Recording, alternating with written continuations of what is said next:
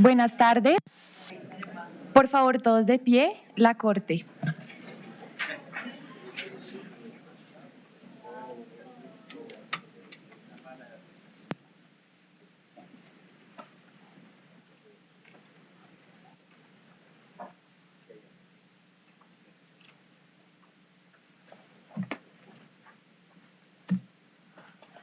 Podemos sentar.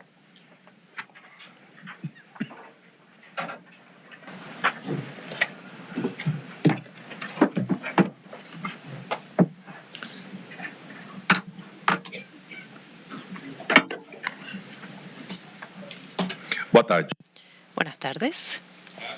Se reabre esta audiencia pública sobre la solicitud de opinión consultiva solicitada por el Estado de Guatemala. Doy las bienvenidas a todas las personas presentes. Será esta una continuación de la sesión anterior, con lo cual pasaremos directamente a las preguntas por parte de los jueces y juezas en relación a lo expuesto en el bloque anterior. Pregunto al juez Diego Moreno Rodríguez si desea formular alguna pregunta. Sí, muchas gracias, señor presidente. Comí un pastel de chocolate muy rico y voy a intentar entonces ser un poco coherente. Dirigirme a la clínica jurídica contra la... bueno, antes que nada reconocer, por supuesto, las enormes aportaciones que han hecho todos y cada uno de ustedes. Son insumos muy valiosos para este tribunal y realmente agradecemos no solo su comparecencia, sino los aportes que han hecho en la mañana de hoy. Así es que muchísimas gracias. Dicho esto, me gustaría dirigirme en primer lugar a la clínica jurídica contra la violencia intrafamiliar y de género de la Universidad de Rosario. Ahí están. ¿Y tus compañeras? ¿Se fueron? Bueno, era solamente para felicitarles, como conversábamos hace un rato. Estamos tratando cuestiones muy complejas relativas al concepto de la representación. En ese sentido, ustedes trajeron a colación a Anna Pitkin, una gran teórica política fallecida hace pocos años. Hace unos días falleció Habermas, se habló mucho de él. Lastimosamente no se habló tanto de Anna Pitkin, quizá porque no era una figura tan pública como Habermas, pero creo que es importante que ustedes traigan a colación esta obra imprescindible para entender el tema de la representación y que fue hecha por una mujer. Y es un trabajo que hasta ahora tiene una vigencia total y absoluta. Así es que felicitarles y ya les comentaba cuando conversamos que yo creo personalmente que algunas de las cuestiones que se han planteado en estos días quizás sea bueno explorar algunas de estas nuevas visiones que se dan en lo que se llama la segunda fase de la democracia, le llaman algunos autores. Hay una profesora que se llama Len Landemore que habla mucho de la importancia de experimentar con nuevas formas democráticas más genuinamente participativas, representativas, democracias por sorteo, que nos van a dar un mapa representativo más exacto de la población, con lo cual la paridad va a venir como una cuestión casi que automática, diría yo. Entonces, eso a modo de comentario, pero sí agradecer por traer a colación a la gran Anna Pitkin. Dicho esto, la siguiente pregunta sería para o Centro de Pesquisa Jean Monnet da Universidade Federal de Minas Gerais e la Global Justice Clinic de la Universidad de Erfurt. Muito obrigado pela sua apresentação. Muchas gracias por su presentación. Mi pregunta es muy directa. Tenemos la solicitud del Estado de Guatemala, el cuestionamiento en esta opinión consultiva, y la pregunta es si les parece que la paridad puede derivar de forma directa de la Convención Americana o qué debe ocurrir o qué debe reconocer esta Corte antes como derecho a la democracia. Muchas gracias por su pregunta. Personalmente, me parece que ambos mecanismos son posibles, ya sea entender... Por favor, un poco más lento. No entendí. Puedo intentar hablar en español, pero ya hace mucho que no lo hago. Bueno, la paridad es posible dependerla de un derecho a la democracia, pero no es necesario. Si entendemos que sí hay un derecho humano a la democracia, es necesario entender qué democracia es esta, y una democracia que no es inclusiva con las mujeres no estaría de acuerdo con todos los principios de la Convención y de la propia jurisprudencia de la Corte. Pero aún que no haya el reconocimiento de la democracia como un derecho humano, creo que solamente de partiendo de la Convención de los Derechos de Igualdad y de la interpretación que la Corte viene haciendo de este derecho, es posible aprender que los Estados tienen sin la obligación de desenvolver medidas y políticas efectivas de inclusión de las mujeres. Políticas que no existen solamente en la legislación, pero que en la práctica cambian la realidad de estas mujeres. Muy obrigado, muchas gracias. Bueno, la siguiente pregunta es para... a ver un poquito. Es para CEGIL, para las representantes de CEGIL. Doctora Kristisevich, muchas gracias antes que nada por la enriquecedora presentación. Usted tocó un tema de pasada que yo he venido machacando sobre el tema desde el día 1, que es este derecho autónomo a la democracia se pretende como algo puramente doméstico o algo que lo queremos proyectar al ámbito internacional. Y yo entendí que usted dijo que sí, que su respuesta es afirmativa. Y yo creo que eso es importante. ¿Por qué? Porque hoy en día todos sabemos que hay un entramado muy complejo de organismos internacionales donde se realizan, se elaboran normas de distinto carácter. Algunas son de soft law, otras, según la organización, pueden ser de derecho duro, vinculantes, etcétera, pero que en cualquier caso tienen incidencias directas o indirectas en las personas que habitan nuestros países. Y entonces yo le hice esta pregunta al Estado de Guatemala y luego la volví a hacer. Y entonces ya no se la voy a hacer a usted porque usted ya lo afirmó. Yo doy por hecho que usted afirma eso. Esto no debería detenerse en el umbral del ámbito doméstico. Entonces la pregunta es, yo creo que no sería responsable de un tribunal no pensar en las consecuencias de sus decisiones, de las ramificaciones. Y voy a poner un ejemplo quizás un poco exagerado, pero que para tratar de ver cómo ustedes visualizan esto. Por ejemplo, en el plano del Consejo de Seguridad de las Naciones Unidas. Es cierto que estamos en el ámbito interamericano, pero estoy simplemente usando esto como ejemplo. Desde la perspectiva de una dimensión colectiva del reconocimiento de un derecho autónomo a la democracia con una dimensión colectiva, esto nos obligaría a repensar toda la arquitectura internacional de cómo están configuradas las organizaciones internacionales.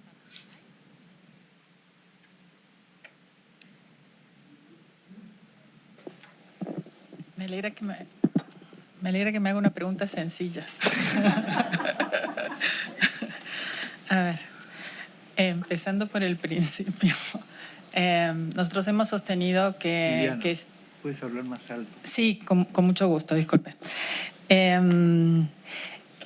Que hemos sostenido que sí existe un derecho a la democracia y que esto es un reconocimiento que a nivel interamericano es muy claro, el reconocimiento del derecho a la democracia. Y esto tiene consecuencias para la Corte Interamericana, el sistema de supervisión de derechos humanos, tiene consecuencias para los órganos políticos. Y usted trae a la mesa qué consecuencias puede llegar a tener para otro tipo de espacios internacionales y para los acuerdos entre Estados y las garantías colectivas del derecho a la democracia.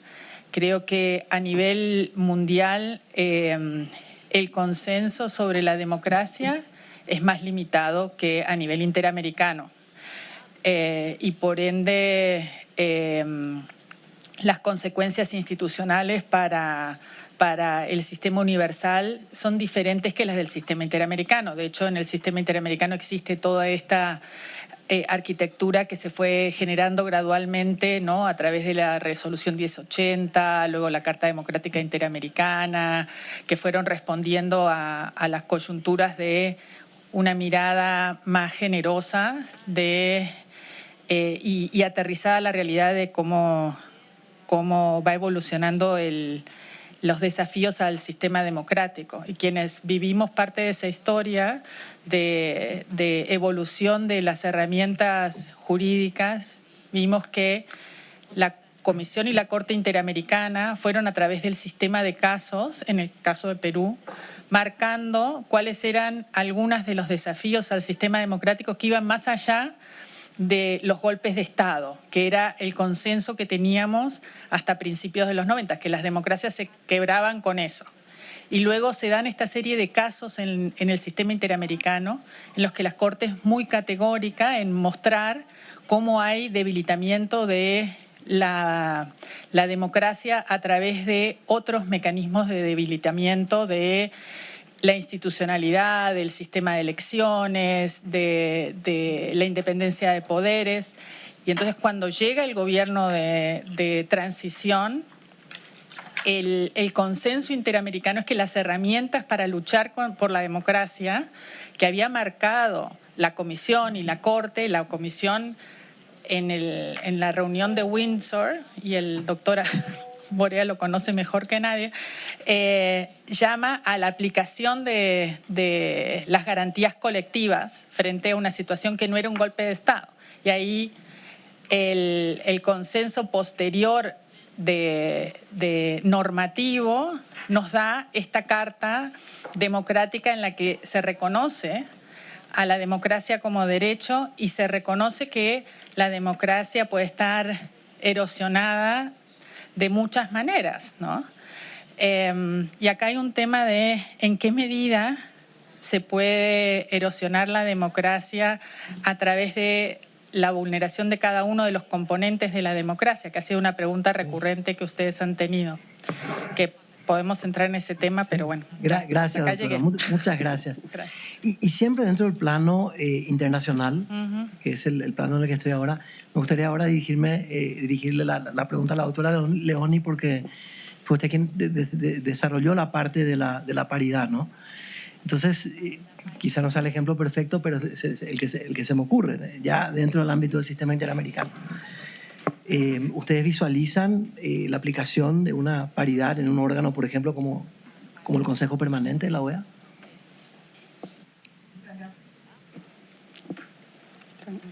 Muchas gracias por la pregunta. Y sí, en efecto, o sea, el derecho de las mujeres de participar en igualdad en los espacios de toma de decisiones alcanza a los espacios internacionales, y esto está reconocido en varios aspectos, pero especialmente en la Convención de la CEDAW, en el artículo 8, habla concretamente del derecho de las mujeres de participar en igualdad en la representación de sus estados, pero además en el trabajo y la labor de las organizaciones internacionales, hablando de cómo aplica la igualdad tanto en el ámbito diplomático como en el ámbito multilateral, también en la participación de otros órganos internacionales. ¿Pero con una referencia explícita a la paridad?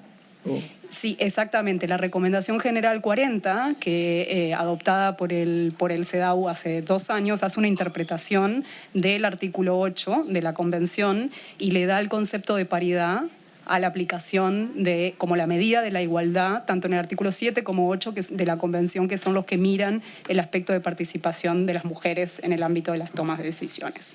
De hecho, la Recomendación General 40 aplica distintos tipos de medidas, sugiere distintos tipos de recomendaciones a los estados para lograr esa paridad, que tienen que ver a veces con los procesos de nominación, que hacen los estados desde su política exterior y de qué manera estas obligaciones internacionales deben también atravesar la forma en que los estados, a través de su política exterior, promueven la participación igualitaria de las mujeres. Entonces, muchas gracias, doctora. Muy completa y al grano la pregunta. Muchísimas gracias. Y tengo una última pregunta para... En realidad me hubiese gustado poder dialogar con todo, pero por deferencia a mis queridos colegas, queridos y queridas, una última pregunta para... A ver. La doctora Iriarte. Doctora, muchísimas gracias por esa posición tan completa, tan sintética, tan clara, ilustrativa. Nosotros ciertamente que no podemos elaborar un código acá. Se nos pide una opinión consultiva y bueno, es un instrumento que tiene unas ciertas características formales donde hay cuestiones donde no podemos entrar. Entonces, la pregunta concreta es, ciertamente usted es consciente de que las mujeres no forman un grupo absolutamente monolítico. Entonces, hay muchas diferencias, hay mujeres en condición de pobreza, que pueden pertenecer a una etnia indígena, etcétera, etcétera. Entonces, para que esa representación paritaria, y aquí vuelvo a Anna Pitkin, que sea realmente significativa, porque hemos tenido casos donde mujeres han ocupado escaños en distintos parlamentos de América Latina y eso ciertamente han sido avances dignos de ser reconocidos, pero queremos una representación más plural. Imagino que por ahí apunta también la intervención suya. Entonces, ¿qué criterios o cómo podría la Corte abordar, en caso de que lo haga, una cuestión de esta naturaleza, sin entrar en un código? Perdón. Ahí está. Muchas gracias por la pregunta. Creo que atiende al punto central que tiene que ver con la definición que por lo demás el propio sistema interamericano ha ido dando acompañado de la CIDAW, pero en particular yo diría de la Convención Belén du Pará, cuando nos hace, no sinónimo, pero equivalente la idea de violencia y discriminación. Y justamente por allí va la nueva lectura sobre paridad en el sentido de crear, y así se ha definido, es un mecanismo permanente, integrado y sistemático y novedoso que supera las cuotas, que supera las acciones afirmativas, en el sentido de dar integralidad, y por eso es que incluso en la exposición lo señalaba, va más allá del ámbito netamente político, porque el sistema, sobre todo nuestros sistemas jurídicos que se articulan sobre derechos, se refieren tanto a la esfera pública como a la esfera privada en el ámbito de la economía y de la familia. Y por lo tanto, el poder es lo que se redistribuye desde una expresión política en la esfera pública, pero que se extiende a todas las formas de poder al interior de la sociedad que tienen que, en definitiva, tener en relación al sistema de derechos, que es lo que articula nuestro ordenamiento. Y desde ese punto de vista hay que ir creando mecanismos y me voy a permitir hacer una referencia a mi país, donde tuvimos un proceso que desgraciadamente terminó... no avanzamos en los procesos de cambio constituyente, pero sí fue muy interesante el debate que se dio primeramente sobre los temas de paridad, justamente, y se abrió un debate sobre la participación. La ley se modificó para integrar el sistema de revisión constitucional, pero fue tal el debate ciudadano que las mujeres, por primera vez, nosotros tenemos tasas de representación muy bajas en Chile en general, pero en esa vez llegaron a haber 60% mujeres electas, que incluso, por eso que tengo la referencia aquí a que esto no tiene que ser mirado como un techo, lo dice la propia la Comisión Interamericana, sino como mecanismos para incentivar la participación, porque como digo, en mi país funcionaron muy bien y fueron mujeres en una mirada muy interseccional que se representaron, indígenas, mujeres pobres, mujeres de organizaciones sociales, universitarias, dirigentes sociales, desde las ollas comunes, desde los espacios, incluso representantes profesionales de espacios empresariales. fue muy amplio el arco y aplicaron en nuestro país de una forma tan mecánica la ley que finalmente hubo mujeres que tuvieron que bajarlas. Y mujeres muy interesantes porque venían, por ejemplo, hay una persona en particular que la conozco bastante bien, que ella es colega de la mayoría de los que estamos aquí, abogada, y ella es no vidente. Y ella fue en su condición de persona discapacitada, pero fue como una ciudadana más y salió altamente elegida, pero en la paridad finalmente ella no quedó, porque era 50 y 50 en un mecanismo muy matemático, que es justamente lo que todo el sistema, desde Naciones Unidas, a propósito de lo que usted planteaba, y en particular el sistema del sistema interamericano, pero yo insisto en la articulación de lo que ha ido desarrollando en el marco de la Belén du Pará cuando nos habla de discriminación y violencia. Y ese es un punto central, porque es cierto que el reconocimiento a la vida libre de violencia está en el artículo 5, pero el sexto y en el cuarto, el sexto y el séptimo lo integran en la idea que no sea un limitante al acceso a los derechos. Y es allí donde está la centralidad, y cuando hablamos de acceso a los derechos estamos hablando de la paridad y del poder y de la democracia en definitiva. Entonces creo que es la forma de articularlo. Creados estos sistemas, el incentivo y la interseccionalidad se va dando, y la riqueza, porque eso se trata, no hay un sujeto mujeres, somos diversas, múltiples, y esa riqueza tiene que expresarse. Disculpe lo largo, pero creo que eran las ideas que tenía. Gracias a usted. Ha sido maravilloso, muchas gracias. Yo no tengo más preguntas, presidente. Obrigado, senhor juiz. Gracias, señor juez Diego Moreno. Cedo la palabra al juez Alberto Borea. Gracias, presidente. Yo, en primer lugar, felicitar a todos quienes han hecho el esfuerzo por estar aquí con nosotros, compartiendo sus inquietudes, en las cuales naturalmente hay distintas percepciones, y me felicito de ello. Pero antes que eso quiero saludar a Segil y reconocer todo el trabajo que han hecho durante décadas ya, o sea, varias décadas, casi medio centenar de años, si no me equivoco, o más, no sé, Viviana, en fin, pero bueno, no por ti, porque tú no estarías para nada cuando comenzó el asunto, pero no, yo sí soy testigo y de verdad en todo hemos coincidido en muchos temas, en otros no coincidimos, tanto así que no nos prefirieron las ONG ni a Diego ni a mí en su recomendación al final, pero bueno, al pan hay que decirle pan y al vino vino, no hay que andarse dando vueltas. En algunos casos, lo que quiere decir que en algunos casos ustedes han sentido que disentimos de muchas de sus opiniones, lo cual, en fin, no tiene nada que ver con lo que estamos discutiendo ahora, porque ahora estamos debatiendo un tema democrático importante. Yo la primera pregunta que quería hacerles a ustedes, en Segil, es ¿cómo va el tema de la propuesta de paridad en los órganos políticos de la OEA, fundamentalmente en la Asamblea General y en el Consejo Permanente? O sea, ¿cómo va?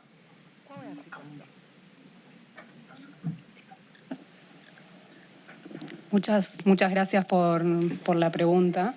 En efecto, han habido avances en el marco de la OEA para reconocer la paridad institucionalmente en distintos espacios. Concretamente, estos avances se han visto principalmente en lo que tiene que ver con la composición de los órganos del sistema interamericano, más recientemente también con la composición de otros órganos en la OEA, que son la Corte Interamericana, la Comisión Interamericana, el Comité Jurídico Interamericano, el CEJA y el Tribunal Administrativo, donde la Asamblea General ha aprobado reformas estatutarias para introducir a la paridad de género como un criterio importante en el proceso de selección. Específicamente, la reforma lo que ha hecho es establecer que si llegado el plazo de las nominaciones de candidaturas a estos espacios y las candidaturas no representan un grupo paritario, entonces el plazo se tiene que extender en beneficio del grupo que esté subrepresentado para alcanzar la paridad. Perdón. Sí. Y en el caso de que salgan electos del grupo que se presentan más hombres que mujeres, ¿qué pasa? O sea, que están en mejor posición, me imagino yo que hay un examen, hay una evaluación, hay alguna cosa. supongamos que de 100, estoy poniendo un número que no pasa en la OEA, pero de 10 vamos a decir que eso sí puede pasar. 7 son hombres y 3 mujeres. ¿Qué pasa? Actualmente las normas estatutarias no prevén una medida concreta para responder a esa situación, pero sí la Asamblea General ha considerado reiteradamente a la paridad como un criterio en esa selección, debiera guiar la votación. Ya, pero no hay una determinación política en ese sentido, no hay. No. Ya, y tampoco la hay en la Asamblea Permanente ni en el Consejo Permanente, ¿no es verdad? Respecto de las representaciones de la paridad, estatales, sí, tampoco. La propuesta de paridad, ya. O sea, quiere decir que los órganos políticos de la OEA o no lo han tocado o no han decidido sobre esto. Pero ustedes nos piden que la Corte, que no es el órgano político, decida sobre estos temas. Ahora, por otro lado, en el tema de los avances que señalan, ha habido algunos avances, como me está señalando. Entonces, con las normas que hay, ha habido la posibilidad de hacer avances, y avances importantes, según nos han mencionado. Ok, magnífico. Eso era lo que quería preguntarles como información. Pero doctor, Sí, acá, disculpe, en realidad para hacer la reforma de los estatutos, los estados son los que hicieron la reforma, ¿no? Y los estados son los que adoptan estas resoluciones y que lo establecen como un principio que debe guiar las elecciones. Entonces, sí hay, digamos, no es una recomendación de una organización no gubernamental o de un órgano de protección, es una decisión soberana de los estados que deciden, digamos, hace muy poco y de manera reiterada en los últimos, no sé, 10 años por lo menos, sostener que este tiene que ser un principio ordenador de la integración de órganos de protección en lo judicial, en la OEA. Pero no han producido normas jurídicas en ese sentido, normas jurídicas generales, no han modificado la Carta de la OEA, pero los estatutos no han modificado las normas de la Organización de Estados Americanos en ese sentido. No, no en ese sentido, pero sí los estatutos de algunos órganos, como mencionamos, que han sido de los procesos políticos, y solo para complementar también de que la participación, por ejemplo, en espacios como la Asamblea General o el Consejo Permanente, que es a través de los representantes de los estados, sí están comprendidas dentro de las obligaciones internacionales que tienen los estados de garantizar la paridad y la igualdad, como me refería previamente, por ejemplo, la Recomendación General 40 y el CEDAW. Sí, en los órganos administrativos. Ahora, les pregunto esto porque hay un campo que le toca a los órganos políticos y otro campo que le toca a otro tipo de órganos decidir. Yo quiero felicitarme y al profesor Antamate por haber traído acá a colación a Norberto Bobbio, que es uno de los grandes, una de las grandes figuras del derecho constitucional, y que tiene una frase muy interesante respecto a la democracia, porque aquí estamos viendo si hay democracia completa o no completa, y dice: el primer principio de la democracia es que permite el traspaso de poder sin derramamiento de sangre. Ese es tal vez el primer aporte de la democracia. Entonces, cuando decidimos entre mayorías y minorías, no nos tendremos que pelear. Son casos absolutamente raros los que han pasado en algunos países, ¿no es verdad? Y otra frase que trae, que es el espíritu de compromiso, que es eventual en la democracia, porque, digamos, sin espíritu de compromiso no se puede hacer nada. Una pregunta más, dos preguntas más, pero muy concretas, por favor. El CEDAW, al que se han referido, no es un órgano creador de derechos, ¿no es verdad?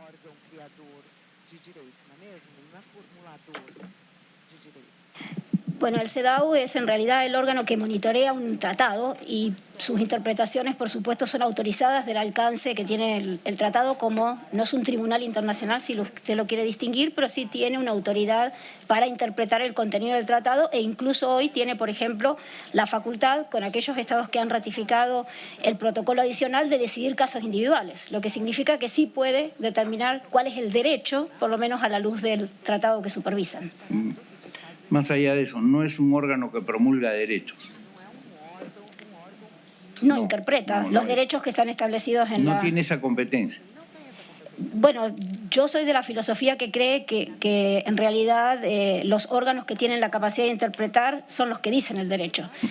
Porque si solo nos fijamos en lo que dice específicamente la norma, pues seguramente el derecho no evolucionaría. Por eso yo sí creo que el CEDAW dice el derecho de lo que quiere decir el alcance de la Convención contra la Discriminación de las Mujeres. O sea que en su interpretación, en este caso puede estirar el derecho, vamos a decir de alguna manera, o poner nuevos condicionamientos o nuevas figuras al derecho que originalmente el órgano aprobó, el órgano competente aprobó. Usted dice lo que dice el tratado.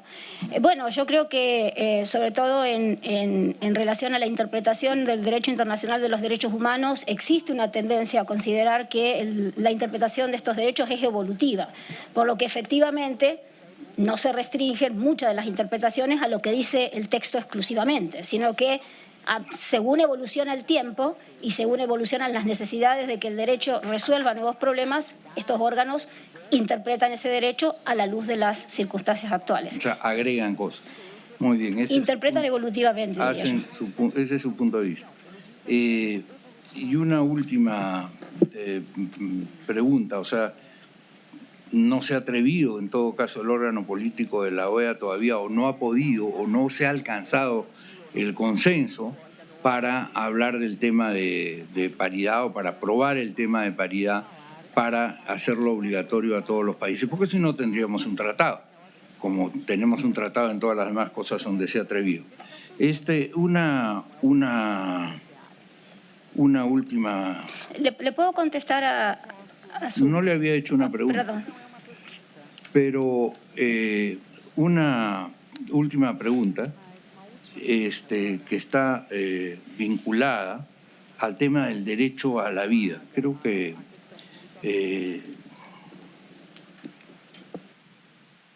la intervención del señor, el cuarto, no, acá estamos, el bloque, se me perdió.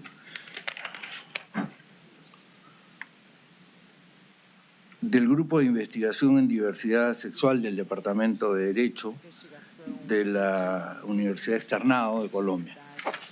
Cuando estudió su planteamiento y nos trae este planteamiento, tuvo ¿cómo llega, cómo interpreta para llegar a este planteamiento el artículo 4.1 de la Convención, que usted lo conoce y creo que todos lo conocemos acá, ¿no? La verdad que el derecho a la vida comienza con la concepción.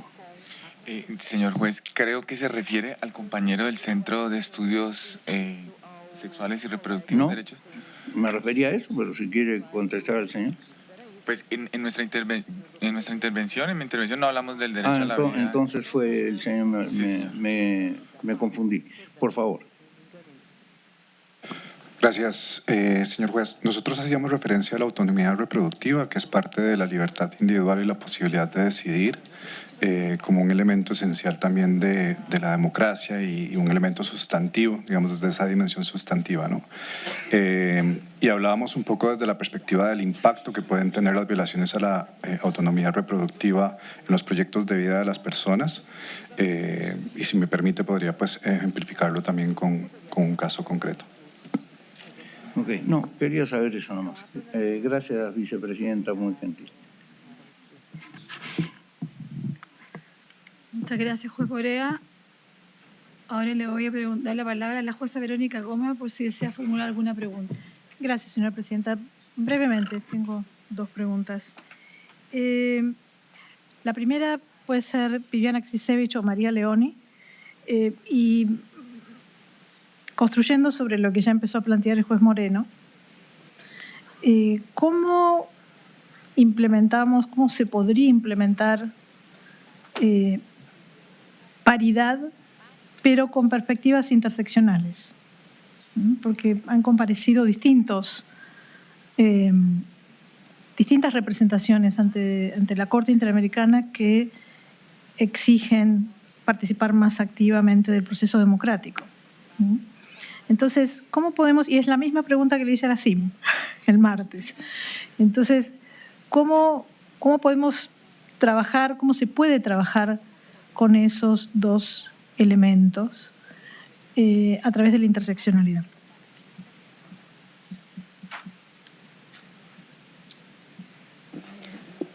Muchas gracias por la pregunta. En efecto, la paridad creo que es absolutamente compatible y debe ser compatible con la interseccionalidad, porque es una medida efectivamente de igualdad sustantiva y eso tiene que tener en cuenta las distintas interseccionalidades que hacen a la población. Tanto la Recomendación General 40 como también la Ley Modelo de la CIM reconocen a la interseccionalidad como un componente de la paridad. De hecho, la Recomendación General 40 describe 7 pilares y la interseccionalidad es precisamente uno, partiendo de la base de que las mujeres y también, por supuesto, los varones como grupos mayoritarios son grupos diversos y que es importante promover la igualdad teniendo en cuenta los factores diferenciados que afectan a distintas personas y que generan discriminación. Lo que hace la paridad sí es mirar una de las intersecciones más marcadas que dividen en grupos mayoritarios entre mujeres y varones, promoviendo la igualdad específicamente de las mujeres, respondiendo a las barreras estructurales que enfrentan las mujeres en el acceso a los puestos. Pero eso no significa que no haya otra serie de medidas que tienen que promover los estados para promover la paridad, que también tengan que tener en cuenta estas medidas interseccionales. ¿Algo más para agregar? Creo que para resumir, la obligación es una obligación de apurar un estándar de participación igualitaria e inclusiva, y esto es lo que rescata la Recomendación General 40 de la CEDAW y lo que rescata la Ley Modelo de la CIM, y nosotros consideramos que no solo es compatible, sino imprescindible tener estas consideraciones de interseccionalidad para avanzar en estándares de justicia e igualdad material. ¿Cómo se lee este precedente a nivel global? Ya se habló de este tema, la democracia a nivel interamericano, pero ¿cómo se lee, cómo debiera leerse este precedente a nivel global? Nosotros hemos escuchado acá exposiciones que le dan una fundamentación a la democracia sobre la base de la dignidad humana y del principio de la autodeterminación, que son principios que se aplican a todo ser humano, que están en la, digamos, forman parte de una visión universal de los derechos humanos. ¿Cómo creen que se lee este precedente de la paridad a nivel global? Bueno, la Recomendación General 40 de la CEDAW es un estándar universal, no es un estándar interamericano. Entonces creemos que en términos de desarrollo jurídico de estándares de igualdad, la CEDAW es un espacio por excelencia de interpretación autorizada del alcance de uno de los tratados más importantes en la historia de la humanidad, ¿no? Sí, para la igualdad de las mujeres y en este momento el Comité de la CEDAW ha llegado a ese consenso, que es un consenso que se construye en un órgano plural, ¿no? Gracias. La última pregunta, señor presidente, prometo. Perdón, quería agregar también que la CEDAW es una convención que ha sido ratificada por 189 estados, lo que hace de por sí casi un tratado y una norma universal. Va detrás de la Convención de los Derechos del Niño. La siguiente pregunta es justamente para la doctora Claudia Martín, que habló de la paridad como una métrica de igualdad y que debía pasarse de la paridad como una medida positiva a una regla de representación democrática. Además, usted nos definió un test robusto con relación a este tema, con inversión de carga de la prueba. ¿Puede explicar qué quiso decir con de medida positiva a regla de representación democrática? Por supuesto, muchas gracias por la pregunta. Es un tema que hemos pensado mucho porque definitivamente estamos aspirando a la paridad como la regla final, digamos, pero en tanto y en cuanto esa regla no esté establecida, pues todavía los estados tienen la obligación, bajo el principio de igualdad, de garantizar la paridad. Entonces, en las circunstancias en las cuales la paridad está establecida legalmente, pues entonces, si no se cumple con la paridad, se viola la norma. Mientras que si la paridad no está reconocida, es decir, si hay ausencia de paridad, sea porque falta legislación o porque no se implementa, pues lo que se requiere es que la interpretación sea a través de medidas positivas. Y para lograrlo, lo que nosotros proponemos, usando la jurisprudencia que ya está desarrollado la Corte Interamericana, es el test de la categoría sospechosa, que trata a las mujeres como una categoría sospechosa y que requiere entonces que para que se acepte una distinción o un trato diferenciado, el Estado tiene que tener una justificación muy robusta. Y si no la tiene, entonces, y por eso la de la inversión de la carga de la prueba, la Corte también ha dicho que cuando hay un tratamiento desfavorable basado en una categoría sospechosa, hay un indicio de arbitrariedad. Y en ese caso, entonces sí, se revierte la carga de la prueba. Entonces, de alguna manera, lo que nosotros lo visualizamos es como una secuencia. Hasta tanto y en cuanto la paridad esté reconocida, que es el objetivo último, los estados, los poderes judiciales deberán reconocer la paridad a través de medidas positivas y de la interpretación de un estándar más robusto de igualdad. Muchas gracias. No tengo más preguntas, señor presidente. Obrigado, señora jueza Verónica. Muchas gracias, jueza Verónica Gómez. Ahora le paso la palabra a la jueza Nancy Hernández López si desea hacer alguna pregunta. Para seguirle, en seguimiento a la conversación o pregunta que tenía con la jueza Gómez, ¿por qué debe considerarse, o se puede profundizar, por qué debe considerarse la paridad de género como un principio estructural de la democracia representativa y no como una medida temporal destinada a corregir las desigualdades históricas?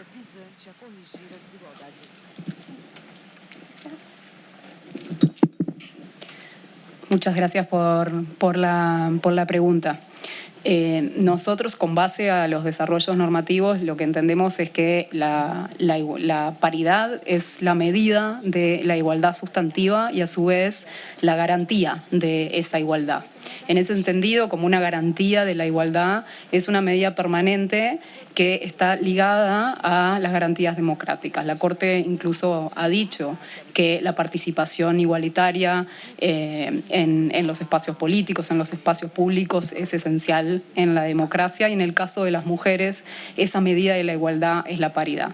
Eso no excluye las medidas afirmativas que tienen que tomarse en la línea de lo que veníamos argumentando para establecerlas, que puede incluir medidas de carácter temporal, pero la paridad debe estar reconocida desde lo legislativo, desde los distintos espacios, como la forma en la que se materializa y se garantiza la representación igualitaria de las mujeres.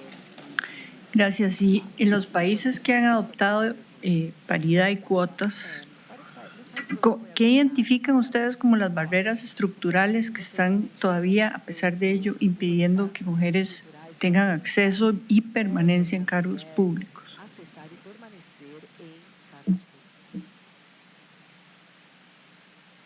Creo que varias de las colegas se refirieron a algunos de los obstáculos que tienen que ver con no solo con los obstáculos para el acceso, sino para el desempeño de los cargos.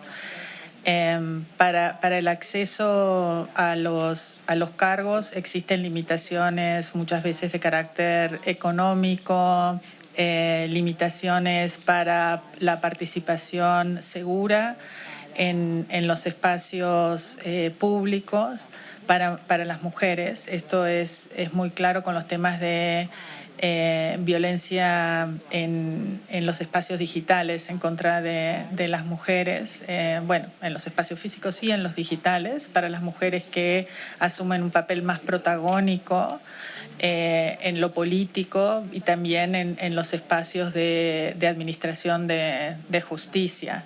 Luego, a la hora del desempeño de los cargos, también existen muchísimas limitaciones que repiten las limitaciones del acceso, pero existen limitaciones en en la manera en la que se da la distribución del poder en los espacios políticos, que muchas veces están cruzadas por estereotipos, violencias o relaciones, digamos, o responsabilidades de cuidado que interfieren de manera significativa en la capacidad de las mujeres de desempeñarse en algunos de esos cargos. Y es por eso que consideramos que no solo es necesario garantizar para las mujeres con una mirada interseccional las condiciones para el acceso, sino también condiciones claras para el desempeño de los puestos. Y esto tiene peculiaridades dependiendo también del tipo de puesto que vayan a asumir las mujeres. Eso es, pero seguramente los colegas en la mesa tendrán mucho más para aportar. Gracias. Pues muchas gracias por las respuestas, señor presidente. No tengo más preguntas. Muito obrigado, senhora juíza Nancy Hernández Lopes. Muchas gracias, juez Hernández López. Paso la palabra al juez Pérez Manrique. La verdad que todas las exposiciones han sido muy amplias y profundas. Yo tengo algunas pocas preguntas. Me interesaría que en el caso de Segil y campaña G-Cual plantean la necesidad de ir a democracias paritarias con plena inclusión de las mujeres. Entonces, en ese plano, a mí me interesaría preguntar si cuando se prevé una participación paritaria de mujeres, la normativa que habilite esa posibilidad debería prever también dentro del mundo mujeres una representación de sectores de mujeres que a su vez sufren por interseccionalidad y otros factores de discriminación. Porque se corre el riesgo de que solo algunas puedan llegar al 50%. Creo que la respuesta es positiva para las mujeres y los varones, ¿no? Creo que... ¿Cómo? Que para las mujeres y los varones, que la respuesta sí, que es muy importante... Perdón, ¿sí? Pero acá estamos hablando de reservar un 50% de lugares en las listas a las mujeres. Respecto a los varones, no es el tema del cual estamos conversando, porque los varones están accediendo actualmente prácticamente a todos los cargos. Entonces, la pregunta a mí me preocupa si ustedes pueden dar una respuesta a este tema. Si no... No, pero por supuesto que le podemos dar una respuesta. No, le podemos, por supuesto que le podemos dar una... me interesa, me interesa una respuesta a este tema porque tiene que ver justamente con democracias paritarias e inclusivas, ¿no? No, exactamente en el punto de lo que usted dice y lo subrayamos, es muy importante que la representación sea paritaria e inclusiva y esto incluye tener en cuenta en estos procesos la diversidad de las sociedades y eso es fundamental, en las normas de paridad. Como planteaba la doctora Leoni, las mujeres somos el 50-51% de la población, entonces, digamos, ese es uno de los ejes que es un eje fundamental para pensar la distribución del poder para el acceso democrático a los espacios de toma de decisión, pero hay otras consideraciones importantes dentro del conjunto de las mujeres y esto incluye, dependiendo de los países y de las distintas circunstancias de diferenciaciones en función de discapacidad, etnicidad y otras condiciones. Esas consideraciones que van a la igualdad real, que nosotros impulsamos a partir del principio de paridad, pensando por el foco de nuestro amicus en las mujeres, se aplican para todas las personas, ¿no? Estas consideraciones de pluralidad y de interseccionalidad son muy importantes, en general para todo lo que son los sistemas electorales. La paridad es uno de los ejes, las cuestiones interseccionales cruzan, digamos, también el conjunto de las personas que vayan a ser electas. Gracias. Muy bien. Agradezco mucho la respuesta. Yendo a otro tema, el profesor Antemate Mendoza nos plantea un elemento en su exposición que mucho agradecemos también, obviamente, la cuestión de la representación, del principio de representación o la representatividad. Entonces, en esa lectura a partir del sistema interamericano, me interesaría que usted nos señalara brevemente cuáles serían los parámetros de una representación conforme al derecho interamericano, de la actuación del principio de representación en el marco del derecho interamericano. Muchísimas gracias, con su venida, su señoría. Precisamente no sería oportuno hacer un pronunciamiento de carácter general y abstracto porque cada integrante de los estados americanos tiene sus propias características. Hacerlo, pues yo podría incurrir en una responsabilidad enorme en el sentido de que, por ejemplo, si tomamos en cuenta el artículo 13 de la Carta de la OEA, que a su vez puede ser leído en su conjunto con el artículo 3 de su antecedente, de la Convención de Montevideo, pues en este sentido, cada estado tiene, vamos a decirlo así, la forma de autodeterminarse respecto a cada uno de los elementos de la representación. Desde mi perspectiva estrictamente académica y a título particular, claro, debe permear el principio de igualdad y no discriminación, esto entendiendo de manera, vamos a decir, abierta el artículo 24 del Pacto de San José, de manera tal que ningún grupo de personas pueda quedar excluido de la participación política, incluidos partidos políticos en el ámbito del derecho nacional, pero no podría establecer en este momento cuáles deberían ser las características de representación abierta, genérica, porque como hemos escuchado a lo largo de de las mesas de análisis en donde mis compañeros han expresado sus puntos de vista, existen una pluralidad enorme y diversidad de grupos que desde luego tienen el legítimo derecho de participar en la vida pública y democrática de cada uno de nuestros países en la región. Justamente usted respondió, yo lo que preguntaba era qué exigía el sistema interamericano, no qué hacía cada país. Entonces usted me ha respondido muy bien, muchas gracias. Quiero finalmente a la representación de la Universidad de Chile le voy a hacer preguntas que tienen que ver con el derecho al cuidado y la participación política.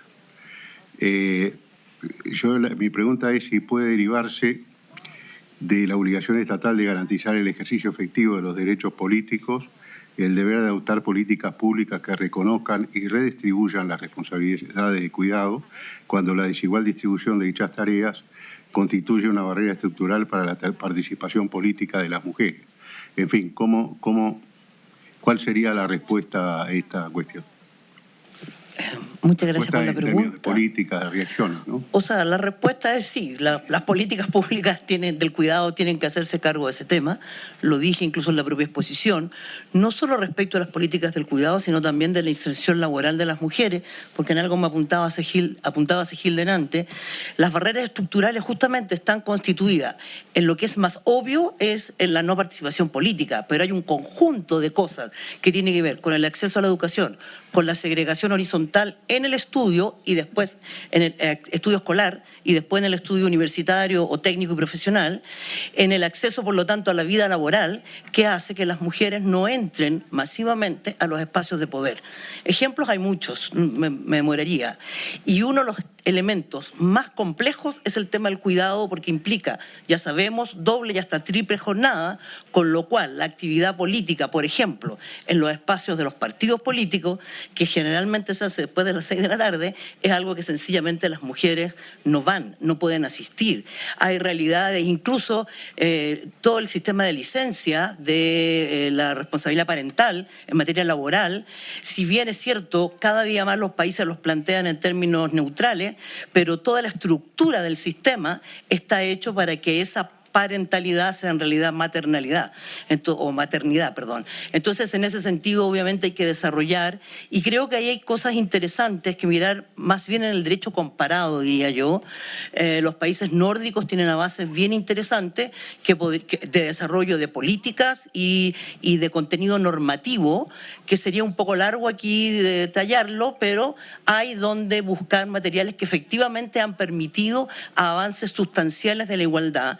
Y en eso quiero brevemente señalar, por ejemplo, cuando Francia plantea la paridad, que es el primer país que plantea la paridad en términos políticos electorales, tanto Francia como un país nórdico tenían una norma sobre no paridad, pero sí cuota respecto a la representación en las sociedades anónimas que transan en la bolsa. El primer país que logra ese avance real en cuotas fue Francia, pero no porque su ley fuera mejor, sino porque el debate social sobre la paridad y el acceso a las mujeres en una lógica paritaria permitió acceder a este proceso de igualdad en materia en otra cosa distinta, como es el ámbito de las sociedades anónimas, que Finlandia, que tenía la norma con mucha, perdón, el país nórdico, que tenía la norma con mucha anterioridad. Por ahí le puedo responder. Ahora, es muy largo decirle medidas específicas. Puedo enviarle material, si usted desea, no tengo ningún problema. Tenemos algunos apuntes allí que podríamos accederle. Justamente no estamos en el ámbito de las medidas específicas. Yo estaba preguntando por criterios de carácter general. Y en el mismo plano es que estamos hablando todos vinculados con temas de accesibilidad y posibilidad, es decir, la accesibilidad incluye posibilidades de ejercicio, ¿no? La accesibilidad al cargo político y la posibilidad de cargo público político y la posibilidad de ejercicio. Entonces, hay otro tema que me preocupa porque hay quejas sobre este tema, sobre este aspecto, que es la posibilidad de prácticas discriminatorias o de exclusión dentro de las propias instituciones políticas.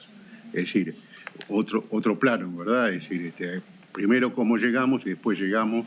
Es decir, cuál es, me interesaría saber su opinión sobre esto. Gracias por la segunda pregunta. En ese sentido, es justamente lo que, y tiene que ver, a mi juicio, con lo que aquí se ha planteado un poco de por qué medidas permanentes y no transitorias, porque justamente, y así se plantea doctrinariamente y después normativamente, en la idea de que son un conjunto de mecanismos que crea un desarrollo, incluso tal vez hasta un principio, que se articula en el derecho sobre la base de asegurar el contenido y la aplicación de los derechos, específicamente en materia de igualdad y no discriminación, en el marco del derecho internacional de los derechos humanos, de modo que ese mecanismo lo que permita es justamente, primero, el llegar, pero después la mantención y que no sea, primero que no permita trampas, como ha sido el caso de un país americano o latinoamericano, en que se estableció un sistema de cuotas y cercano a la paridad y que finalmente era ficticio porque salían electas las mujeres y después las cambiaban por hombres, ¿no? No lo diré qué país es, pero creo que todos lo conocemos. Entonces, justamente se trata de crear mecanismos y por eso me parece interesante, y vuelvo a rescatar lo que ha dicho la propia Comisión Interamericana cuando habla de un conjunto de mecanismos que no es un techo, sino que es un piso para estructurar un sistema permanente y sistemático que asegure la llegada de las mujeres en un modelo de interseccionalidad, que también ha sido parte de la preocupación de ustedes, que vaya rompiendo justamente estos estereotipos y estos elementos estructurantes del orden social que limitan un acceso real o igualitario, ¿ya? Y en ese sentido quiero rescatar a autores como Bobbio, que se ha mencionado aquí, a Ferrajoli, cuando dice igualdad es identidad. No, es el derecho a poder tener condiciones equivalentes en la participación y en ser parte, en este caso, de la representación democrática, en todo lo que significa la democracia, no solo es el poder político. Y entonces, en ese sentido, estos mecanismos tienen que tener una sistematicidad y tienen que avanzar y ser parte de una institucionalidad jurídica, y desde ese punto de vista quiero recoger otro tema que ha estado en el debate aquí, cuando hablamos de los mecanismos, que por lo demás es un principio interpretativo del derecho internacional de los derechos humanos, que es el principio de interpretación evolutivo. Nosotros no podemos quedarnos, incluso ustedes mismos han fallado, por ejemplo, en el caso de Cartavio Murillo y otros que se hizo referencia, hacen referencia a un tema técnico y tecnológico sobre instrumentos que no tenían por qué acogerlo porque no existía eso en ese momento. Entonces, justamente ese análisis interpretativo, pero que no solo es histórico, el derecho está vivo. Piensen ustedes en textos normativos que tienen 100 años, 150 años y que hoy día serían inaplicables si no tuviéramos un criterio evolutivo. El tema es cómo vamos desarrollando, no solo doctrinariamente, sino en una concepción amplia de derecho y de creación, y ahí es muy importante justamente la democracia en un sentido de articulación de derechos y de ciudadanía en lo que entendemos y cómo vamos articulando los derechos. Eso es, gracias. Le agradezco mucho, quiero agradecer nuevamente a todas las personas que participaron en este panel por sus aportes. No tengo más preguntas, señor presidente. Gracias. Obrigado, señor juez Ricardo Pérez Manrique. Gracias, juez Ricardo Pérez Manrique. Jueza vicepresidente, ¿desea formular preguntas? Muchas de las preguntas que yo tenía ya han sido cubiertas por mis colegas, así que solamente una pregunta muy concreta al Centro de Derechos Humanos de la Universidad de Chile. Me gustaría que se pudiera especificar, tal vez ahondar un poco más respecto de la interpretación que a partir de la Convención Belén do Pará se hace de la exigencia de paridad. Sí, muchas gracias, vicepresidenta, por la pregunta. Sí, efectivamente, bueno, nosotros en el trabajo del Centro de Derechos Humanos llevamos ya hace algún tiempo desarrollando una interpretación de la Convención Belén do Pará en el marco, por lo demás, que ha sido su propio estándar que ha ido desarrollando sobre la directa relación entre discriminación y violencia. Porque la Belén do Pará, sabemos, es un instrumento que está dedicado específicamente al tema de la violencia, pero todo su análisis posterior y su análisis de aplicación y el estándar y los diversos fallos que se han ido aplicando en la materia y su relación con la CIDAW, que es muy fundamental, sobre todo a propósito del debate de antes, hasta dónde el Comité CIDAW tiene capacidad de crear derecho. Yo no sé si crea derecho, pero lo interpreta y claramente le da contenido. Y en ese sentido también todas las recomendaciones generales van en el mismo marco de la Belén do Pará. Entonces, en ese sentido, la Belén do Pará nos dice, todo acto que implica discriminar a las mujeres en el acceso a los derechos, y los derechos especifica, dice, pero no especifica limitando, sino al contrario, los menciona en un sentido muy amplio, porque dice, entre otros, y menciona derechos económicos, sociales, políticos, etcétera, etcétera, y los menciona, y después incluso menciona algunos derechos en particular, pero vuelve a insistir que son entre otros, y es un largo listado que no voy a repetir aquí, además que creo que ustedes conocen mejor que yo. Entonces, en ese sentido, si justamente estamos entendiendo en el marco de la Belén do Pará, tal como lo ha entendido ustedes mismos y los otros órganos del sistema interamericano, que cuando se limita, se discrimina en el acceso y en el reconocimiento y en lo que significa el ejercicio de los derechos, como dice por lo demás en el preámbulo la propia Convención Belén do Pará, cuando dice, ¿no?, que justamente atenta contra la dignidad humana y no puede podría significar anular o limitar el reconocimiento, acceso y ejercicio de los derechos. No dice exactamente así, pero es la idea.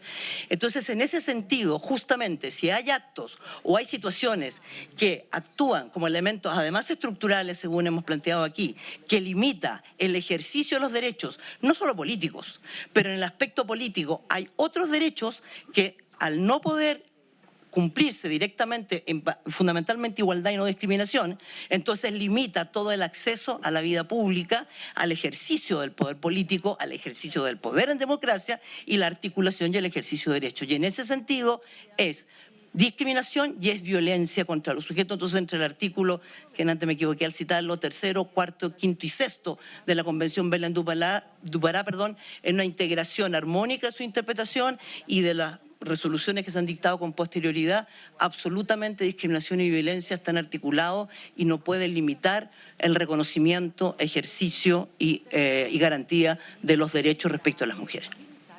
Eso es. Gracias. Muchas gracias. No tengo más preguntas, presidente. Muito obrigado, senhora vice-presidenta. Gracias, señora vicepresidente. Agradezco mucho por sus presentaciones. Esta Corte no tiene más preguntas en este momento. Vamos a hacer un receso de 10 minutos, ya que nos encontramos un poco retrasados en el programa y vamos a seguir adelante con el próximo bloque. Muchas gracias.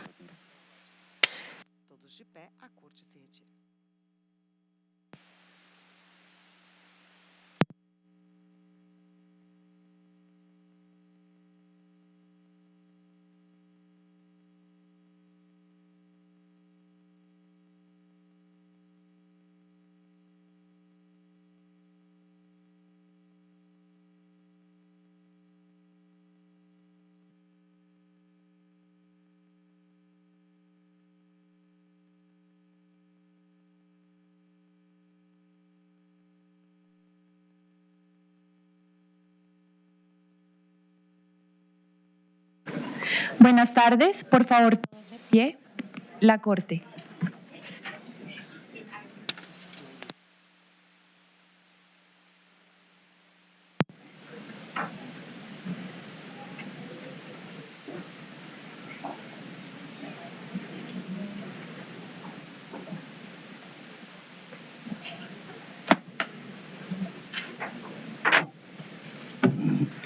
Podemos sentar.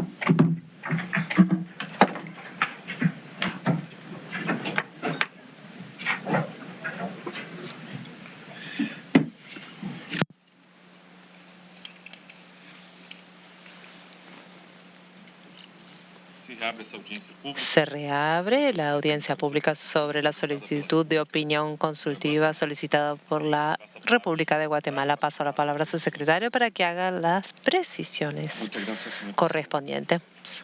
La Corte escuchará las intervenciones que quedan en 2 bloques, con un receso entre cada una. En un primer bloque comparecen las siguientes delegaciones: Acanata, Equipo de Trabajo en Sexualidades y Géneros y Asociación Ciudadana Acceder, Costa Rica; Frente Sindical de Acción Climática; Fundación Libera y Observatorio de Derechos y Justicia Ecuador; Clínica Multidisciplinaria en Derechos Humanos del Centro Universitario del Sur de la Universidad de Guadalajara; Sembrando Memoria; Laboratorio para el Estado de Derecho e Incidencia Pública del Departamento de Estudios Sociopolíticos y Jurídicos del ITESO, Universidad Jesuita de Guadalajara; las personas Andrea Belén Gómez, Yamil Ivana Torres Saavedra y Piero Alexander Chávez González; la Facultad de Jurisprudencia y Ciencias Sociales de la Universidad de El Salvador; Clínica Jurídica en Derechos Humanos, Universidad Santiago de Cali; el señor Germán Parra Gallego y el señor Rodrigo Soto Lizana. Se recuerda a los comparecientes ante la Corte que se expresen lenta y claramente para facilitar la labor de los intérpretes. Asimismo, se les solicita que indiquen a la Corte el nombre de la persona que hará uso de la palabra. Y por último, se les solicita que se ajusten a los tiempos previamente indicados. Muchas gracias, presidente.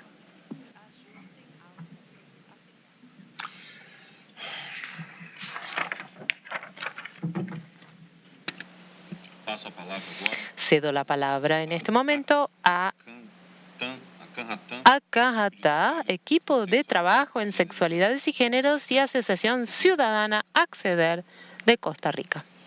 Honorables jueces y juezas de la Corte Interamericana de Derechos Humanos. Mi nombre es Karina Trujillo y comparezco en representación de la Asociación Ciudadana Acceder de Costa Rica y el Equipo de Trabajo en Sexualidades y Género Acajatá. 2 organizaciones de sociedad civil dedicadas a la defensa y promoción de los derechos humanos y los derechos sexuales y reproductivos que integran la coalición de organizaciones LGBTI y de trabajadoras sexuales ante la OEA con relación a los aportes escritos presentados por estas organizaciones. Agradecemos la oportunidad de intervenir en el marco de la opinión consultiva presentada por el Estado de Guatemala, que consideramos especialmente relevante en el contexto actual de la región, marcado por procesos persistentes de debilitamiento democrático. Desde nuestra perspectiva, la cuestión central que esta Corte enfrenta no se trata simplemente de un debate que es únicamente teórico, sino en aspectos concretos que impactan de manera directa en las sociedades.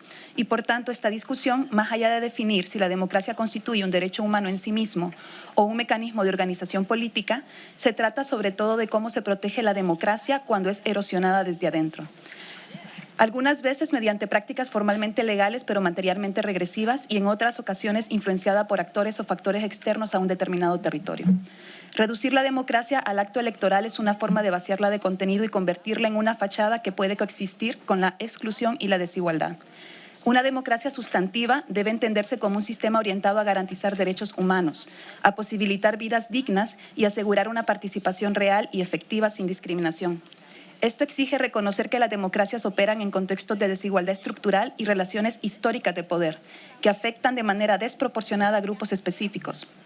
Quisiera destacar que la democracia no solo implica derechos políticos formales, sino también condiciones que permitan a todas las personas participar plenamente y desarrollar proyectos de vida dignos.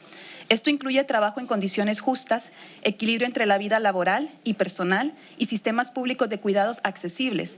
Sin estas garantías, la participación política se ve limitada, afectando especialmente a mujeres, cuidadoras, personas con discapacidad, personas con enfermedades crónicas, hogares monoparentales y personas que enfrentan desigualdades estructurales. En este sentido, y tal como detallamos en nuestros aportes escritos, reiteramos que no puede existir una democracia real sin la garantía efectiva de los derechos civiles y políticos, pero también esta necesidad engloba los derechos económicos, sociales, culturales y ambientales. Cuando amplios sectores de la población carecen de estas condiciones materiales mínimas, como igualdad en el acceso a educación, a servicios de calidad y oportunidades de vida, autonomía y dignidad, entre otras, cuando la pobreza y la desigualdad estructural persisten, la participación política se convierte en un privilegio y no un derecho, socavando el ejercicio efectivo de la democracia. Esta erosión democrática a la que hago referencia no es un concepto abstracto que no cuente con repercusiones materiales y tangibles en la vida de las personas. En la región hemos sido testigos de estrategias políticas regresivas que utilizan el derecho como herramienta de exclusión. Un ejemplo ilustrativo es el caso de Honduras, donde en 2021 se aprobaron reformas constitucionales que reforzaron la prohibición absoluta del aborto y consolidaron la exclusión histórica en materia de derechos de las parejas del mismo sexo y sus familias. Más allá de su contenido, lo relevante es la forma en que se produjo. Procedimientos acelerados, ausencia de deliberación plural, exclusión de los sectores directamente afectados y uso instrumental del poder de reforma constitucional. Cuando los poderes públicos utilizan su mayoría para imponer regresiones sin deliberación plural, traicionan el principio de soberanía popular. Sus consecuencias recaen de manera desproporcionada sobre mujeres, niñas, adolescentes y familias LGBT, profundizando la discriminación estructural. Otro pilar democrático que merece atención es el derecho al voto. El sufragio no se garantiza únicamente con su reconocimiento formal. Requiere condiciones materiales y administrativas que permitan ejercerlo sin miedo ni humillación. En varios países de la región, la falta de reconocimiento de la identidad de género y de documentos adecuados excluye de facto a las personas trans del ejercicio de sus derechos políticos. Asimismo, persisten graves barreras para personas con discapacidad, personas mayores, pueblos indígenas y personas en situación de pobreza o inseguridad. Por poner otro ejemplo, en determinados territorios, la presión de grupos criminales organizados, como maras y pandillas, que por medio de amenazas, extorsión o coerción pueden condicionar la participación electoral, creando un entorno en el que el voto no se ejerce libremente. Una democracia inclusiva, segura y efectiva no puede tolerar que el acceso a sus derechos políticos dependan de la expresión del cuerpo, la identidad o la condición social de las personas. Ahora bien, ninguna democracia puede sostenerse sin una sociedad activa y sin personas defensoras de derechos humanos protegidas. El derecho a defender derechos humanos constituye un pilar esencial del Estado de Derecho y un contrapeso democrático frente a los abusos de poder. La garantía de transparencia, rendición de cuentas y fortalecimiento institucional por parte del Estado es igualmente fundamental. Sin estos mecanismos, el sistema democrático pierde capacidad de ajustar sus deficiencias y responder de manera adecuada a las necesidades de las personas, siendo más vulnerables a la corrupción, la impunidad y la manipulación del poder. Cuando los derechos de la sociedad civil y estas obligaciones estatales se ven restringidos, perseguidos o eludidos, la democracia se debilita de manera estructural. En los últimos años, asistimos a una estrategia regional coordinada para restringir el espacio cívico y debilitar a las organizaciones que cuestionan el poder, mediante leyes administrativas, financieras y penales que buscan desfinanciar, estigmatizar y paralizar a las organizaciones de sociedad civil. Ejemplos recientes en Perú, Paraguay, Ecuador y El Salvador muestran cómo bajo narrativas de transparencia, seguridad nacional o lucha contra el terrorismo se imponen controles desproporcionados que inhiben la defensa de derechos humanos y el litigio estratégico, pero únicamente bajo justificaciones de tipo ideológico, afectando específicamente a pueblos indígenas y a quienes defienden los territorios de la fuerza extractiva y de igual manera a quienes defienden los derechos sexuales en contextos ultraconservadores. Este mismo contexto regional de gobiernos autoritarios, la criminalización de la protesta social se ha intensificado. La protesta es una expresión esencial de la libertad de expresión y de reunión pacífica y debe gozar de una presunción general a favor de su ejercicio. Sin embargo, cada vez más estos derechos son reprimidos bajo discursos de defensa al orden público y a la seguridad, afectando de manera directa el pluralismo y la participación ciudadana. Finalmente, quisiéramos llamar la atención de esta honorable Corte sobre un factor estructural que atraviesa muchos de estos procesos de debilitamiento democrático y que de una u otra forma ya hemos mencionado. La injerencia externa, incluida la presión política, económica y en algunos casos militar, ejercida históricamente por potencias extranjeras en distintos países de la región como Argentina, Honduras, Cuba y Venezuela, entre otros ejemplos del contexto reciente. Estas intervenciones han incidido en destituciones presidenciales, procesos electorales y en políticas internas, afectando la autodeterminación de los pueblos y debilitando las democracias en sistemas interamericanos que el sistema interamericano busca proteger. Por todo lo expuesto, instamos respetuosamente a esta Corte a realizar una interpretación de la democracia que sea sustantiva, material e inclusiva, que reconozca su interdependencia con los derechos humanos desde una mirada interseccional, que proteja de manera robusta a la sociedad civil y a las personas defensoras y que establezca límites claros frente a las prácticas que, bajo una apariencia de legalidad y supuesta seguridad, erosionan el núcleo democrático. En particular, solicitamos que esta Corte desarrolle estándares concretos que precisen el contenido y el alcance del principio democrático como componente esencial dentro del sistema interamericano, reconociéndolo tanto como un principio estructural del orden jurídico regional como condición habilitante para el ejercicio efectivo de los derechos humanos. Asimismo, que defina su vínculo intrínseco con los principios de igualdad y de no discriminación y las obligaciones positivas de los Estados para garantizar condiciones que aseguren la participación ciudadana efectiva, el pluralismo, la protección del espacio cívico y a las personas defensoras. Gracias. Agradeço. Le agradezco a la representación de Acajata, Equipo de Trabajo en Sexualidades y Género y Asociación Ciudadana Acceder Costa Rica. Concedo la palabra ahora a la representación del Frente Sindical de Acción Climática. Hola, ¿se escucha bien? Señor presidente, señoras y señores jueces, comparecemos ante esta honorable Corte en representación del Frente Sindical de Acción Climática. Se trata de una organización regional basada en trabajadores y trabajadoras de diversos sectores: energía, transporte, servicios públicos, comercio, alimentación, gestión ambiental, educación y servicios esenciales, comprometidos con la defensa del ambiente, el trabajo decente y los derechos humanos. Este frente surge con la convicción que nace de la experiencia concreta del mundo del trabajo. Los trabajadores participamos cotidianamente en los procesos productivos que impactan sobre el ambiente, la economía y la vida social. Por ello, el sindicalismo no es solamente un actor laboral, es también un actor fundamental en defensa de los bienes comunes y la construcción de procesos de transición justa. De esta experiencia concreta aportamos a esta consulta una mirada específica: la relación estructural ante la democracia, derechos humanos, trabajo decente y justicia climática. El mundo del trabajo no es un actor periférico, todo lo contrario, en la crisis climática que nos convoca, sino un actor central tanto en la producción del problema como en la construcción de la solución. Este planteo se redefine directamente con la democracia, ya que lo ubica en una dimensión jurídica. La cuestión no es conceptual, es de exigibilidad. El problema no es una ausencia de normas, sino la falta de condiciones para aplicarlas. La democracia parece aquí una condición de eficacia, no como una consigna.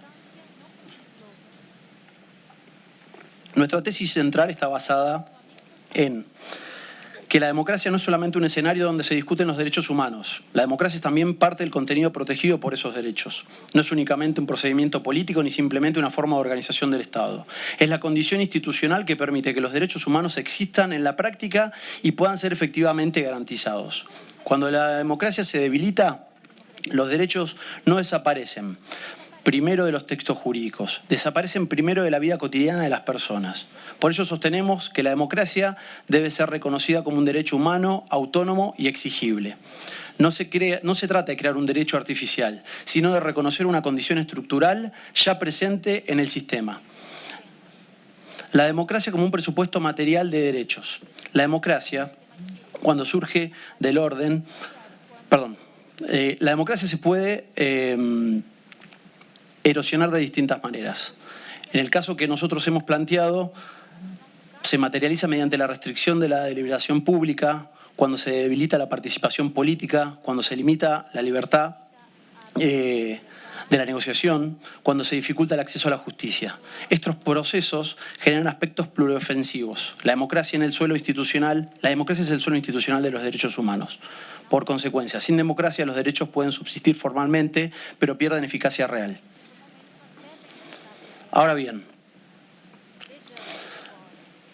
conforme la normativa, principalmente el artículo 1.1, el artículo 8, el artículo 13, el artículo 23, el artículo 23 al 26 y el 27.2 y finalmente el 29 reconocen cada uno de los fundamentos que estamos planteando para ejercer una democracia desde el punto de vista sustantivo y no meramente letra muerta. Es responsabilidad por parte de los Estados proteger el pluralismo político, garantizar las elecciones libres, asegurar la independencia judicial, proteger libertad de expresión y asociación y garantizar la participación social. ¿Cuál es el aporte que queremos hacer? Vinculando directamente con la opinión consultiva 2721, solicitada por la Comisión Interamericana, marcando un hito en la evolución del sistema. En ella la Corte establece que la libertad sindical, la negociación colectiva y el derecho de huelga forman parte del corpus iuris interamericano. Esto no es una aplicación aislada, es una interpretación sistemática de la Convención a partir del artículo 16 sobre libertad de asociación y el artículo 26 sobre desarrollo progresivo de los derechos sociales, Convención Americana de los Derechos Humanos. Y es una consecuencia directa. La democracia también se expresa de esa manera. Aquí aparece una objeción habitual. Esto es solo un derecho laboral, no democracia. La respuesta es clara. Sin organización colectiva, sin capacidad de negociación, sin derecho a un conflicto legítimo, la democracia se vacía de contenido social. Porque la democracia no se agota con el voto. También se construye en los espacios donde las personas se organizan, deliberan y disputan condiciones de vida. Y esto conecta un principio mucho más profundo. Ni siquiera en situaciones de emergencia puede vaciarse las bases del sistema, porque existen estructuras que no pueden ser suspendidas sin afectar todo el orden jurídico. Y la democracia forma parte de ese núcleo central. Por eso pierde legitimidad cuando no ocupa este espacio. Y esto no es una construcción teórica. En unos minutos voy a mencionar un caso concreto recientemente del derecho argentino vinculado con la ley 27.800, donde se ve con claridad cómo la afectación de esas garantías impacta directamente sobre la calidad democrática. La opinión consultiva sobre emergencia climática vinculada con la transición justa y justicia no alcanza para actuar, ya que hay que actuar de manera democrática. Esto implica en términos concretos acceso a la información, participación efectiva. Estos son los pilares de los derechos de procedimiento ambiental derivados de las obligaciones de garantía del artículo 1.1 y el artículo 26.